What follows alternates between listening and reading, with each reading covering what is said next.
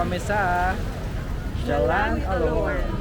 So, tonight, tatry naman natin yung mga foods nila dito. So, 2 ringgit siya isa, guys. So, yun yung mga tusok-tusok nila dito, mga siomai.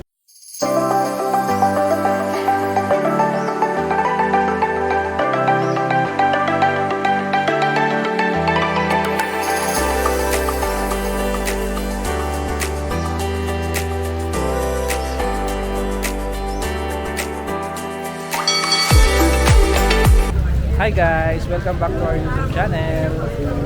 For today's video, Dito kami sa Jalan Alor. So, tonight, tatry naman natin yung mga foods nila dito sa Indonesia. Siyempre, sikat tong Jalan Alor. Kailangan, pag nandito ka sa Malaysia, try mo kumain.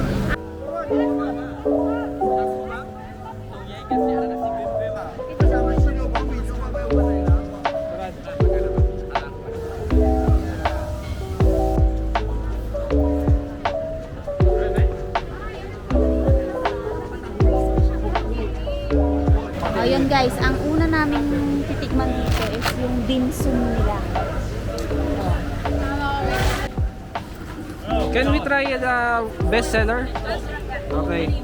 That's all for this normal. So there is golden, sacred plastic, tom yum. Then, Okay, wow. 8. Tama. Ayan guys, so try niya yung ito daw yung best seller. best seller.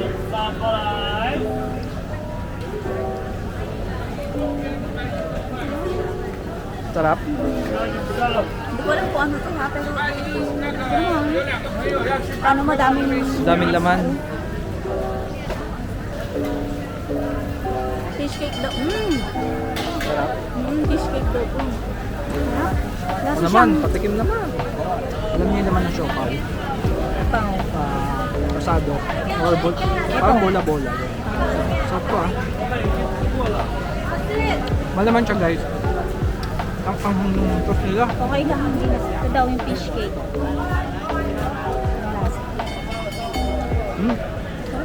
Kikiam na malaki. Kikiam na malaki, pero ano, puro Much siya. meatier siya.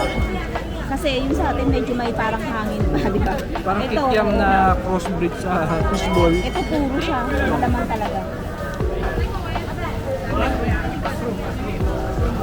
Oo nga. Di ba? Juicy siya. Mas trip ko to. Kesa doon sa siopaw na isa. Mas Di trip ba? ko to. Juicy siya. Hindi dry yung pagkaka... May flavor siya guys eh.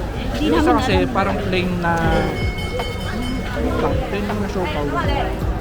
Sarap guys. Pero gusto sana namin mag-meal eh. Kaso baka hindi na kami makatikim ng iba kapag yung mga heavy meal na kinain namin. So, pika-pika muna kami hanggang sa mabusog kami.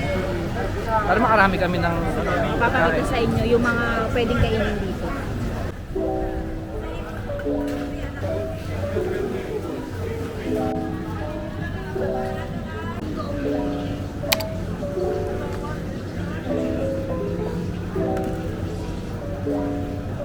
O yan guys, so try naman namin dito yung fresh fruits nila. Mango yung binili namin kasi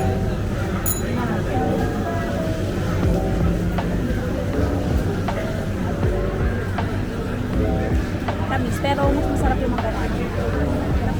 matamis nga siya guys. Pero labas pa rin sa Pilipinas. Alam ko lang kung pero mas masarap. Mas masarap yung mangga. Para sa akin, mas masarap yung sa atin.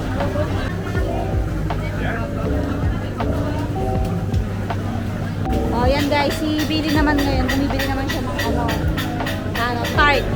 Iba-iba yung mga tart nila dito. Merong savory, merong sweet, egg tart, yung binili niya, and barbecue chicken, baked bun. So, yun yung savory. Yung egg tart is sweet siya. This one? What is this? Yeah, pastry. Okay, give me one.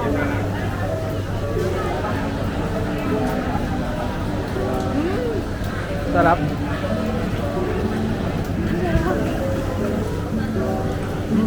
Sarap guys. trip ko pa naman yung mga gantong, mga gantong tarts. So, ayun yung egg pie. Parang ganun siya, pero yung pinaka, anong tawag doon? Yung puti, Yung feeling feeling niya, malambot. Parang ganun. ano siya, runny, medyo runny, pero sarap. Good. Okay. Okay. You make it here? Oh. Okay, I see. Try natin to guys. Ito yung barbecue na.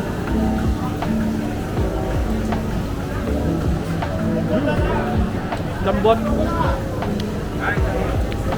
Sarap. Fresh na fresh yung tinapay. Ang Freshly lambot. baked. Freshly baked. Tapos ano, yung palaman niya, hindi siya tinipid. Parang atado. Sarap pa, purong-purong naman siya. Magkano ka? 4 ringgit only.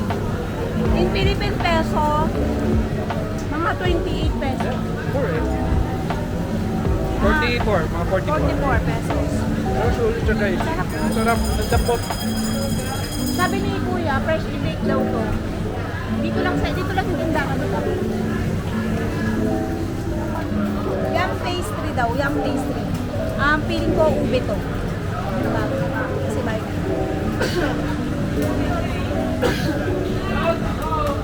parang hopya. Yung ube. Parang hopya ube tapos siksik siya. Yum, nakakabusog to.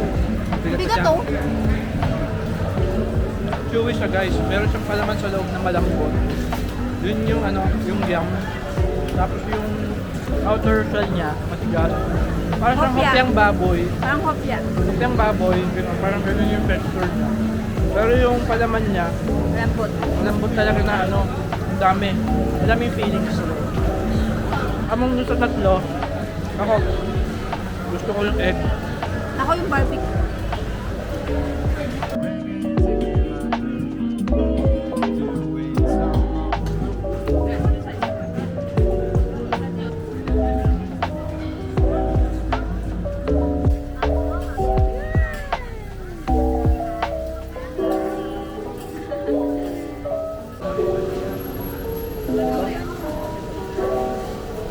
And guys, magta-try naman kami ng barbecue nila dito. Ito yung binili namin. Ang binili ko ay yung Thai honey chicken, 5 ringgit siya. And barbecue octopus yung kay Bini. 10 ringgit. So, nasa 150 pesos na yun, dalaw pa lang. So, tignan natin kasi malaki naman eh. Tsaka, dito tayo para tikman natin yung mga ano, yung mga, Wala sa yung mga hindi Pilipinas. natin nakakain. Ayan guys, itikman natin yung iyo-iyo na binili namin. Ito. Masarap siya guys kasi manamis-namis. Tapos puro siksik ba? Parang gano'n. Ang sarap. Ang sarap nito. Lahat yata nakainin namin dito, masarap. Octopus muna yan.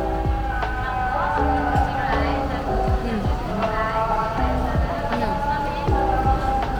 Chewy siya guys. Meron siyang tamis-tanghang. Na, Tamang-tama yung pagkakaluto. hindi siya matigas, hindi siya parang overcook pa. Overcook, nagiging masyadong chewy. Pero tama lang, tapos medyo Kaya malambot siya. tamis-tanghang. Parang barbecue.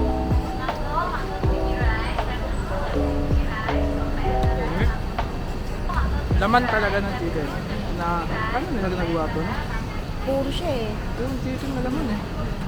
Mas trip ko tong Yung octopus. Oo, ang sarap. Tamis anghang siya, tapos hindi siya masyado chewy na ano. Ang sarap nga ng Overcooked. octopus. Baby octopus yata yun. Ang sarap.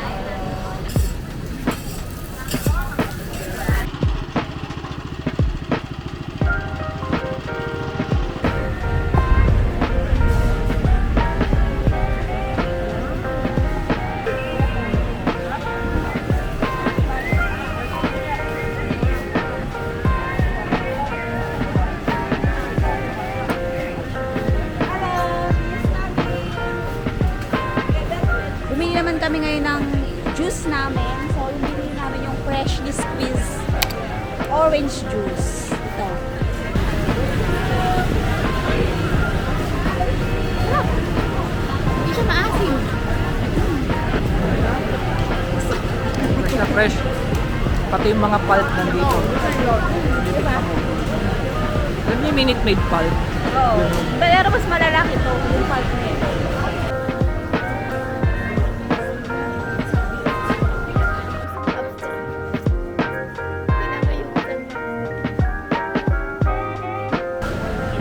Guys, umorder kami ng dessert dito. Actually, dessert na ba to?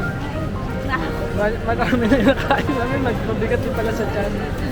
Basta, ano siya? Coconut ice cream. Yun, coconut ice cream. Coconut ice cream siya. Para siyang sa atin, sa Pilipinas, Coco Mama. Parang gano'n. Coco Mama. Happy? Yeah. Also, yeah. Ay, isa dito. Yeah. Peanuts.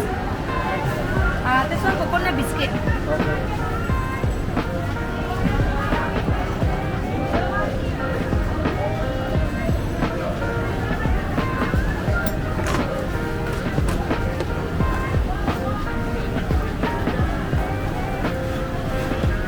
Wow.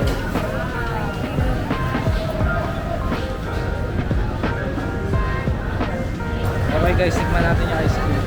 So, dito muna tayo sa mango. Mango.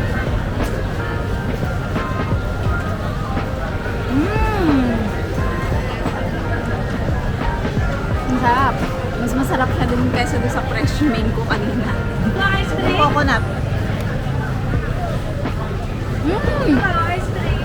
Ang sarap. Ang sarap. Ano siya? Yung coconut, may mga flakes pa talaga ng coconut. Sarap. Diba? Hello, ice cream. Parang crunchy. Guys, meron siyang ano sa ice cream. Hindi lang siya plain ice cream. May buo-buo yung ice cream niya. Diba? Buo-buo eh. May mga bits ng coconut. Ewan ko kung ano yung nasa mango. Favorite ba? Meron talaga siyang laman na mango at saka buko. Sarap. Crunchy yung ice cream niya. Hindi lang siya plain. Tapos may mga toppings pa na peanut. May toppings na peanut. Tapos marami siyang, hindi siya tinipid sa toppings ha. May mga biscuits, tapos yung coconut flakes, tapos peanut. Masarap.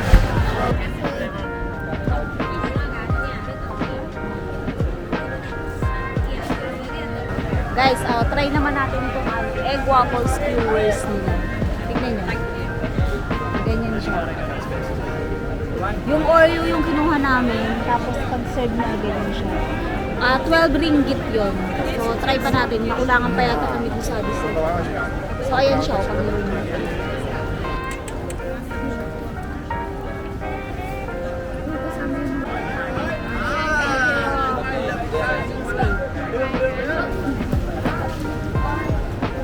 Hinahin ko muna yung mga anak niya. May mga anak siya dito sa loob.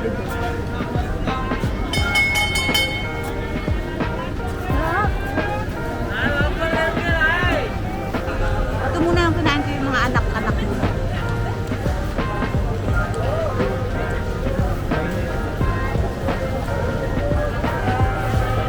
Ingat.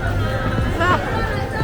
Hindi siya masyadong matamis. Kahit may chocolate flavor siya. Sarap.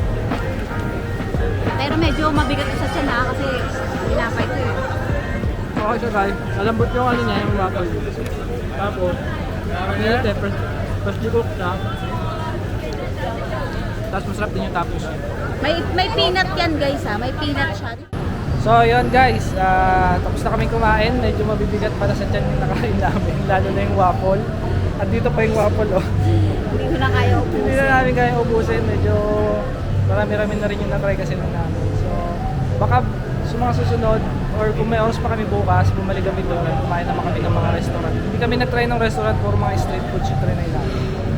So yun guys, dito na namin tatapusin yung vlog. Babalik na kami sa hotel namin. So kung gusto niyo mga ganitong video, like and subscribe kayo sa channel namin. Kung meron kayong mga questions or suggestion, tapos kung ano yung masasabi niyo sa mga videos namin, feel free to comment lang. Tapos yun, don't forget to like and subscribe para sa mga upcoming pa videos namin. Marami pa kaming videos dito sa Malaysia. abangan nyo yun guys. Panoorin nyo na rin yung mga travel videos namin na iba. So dito sa Malaysia, marami pa kayong pupuntahan bukas. So abangan nyo sa susunod na vlog. So that's it guys. Goodbye! Bye! Like and subscribe. See ya! Mag-hop on, hop off. Bus naman tayo dito sa Kuala Lumpur, Malaysia. Yes guys. Guys, ito yung pinakamura na paraan para ma-explore nyo yung buong city ng Kuala Lumpur. Nandito na kami sa mismong Petaling Street. So marami siyang mga food dito. Parang Jalan Aloy din.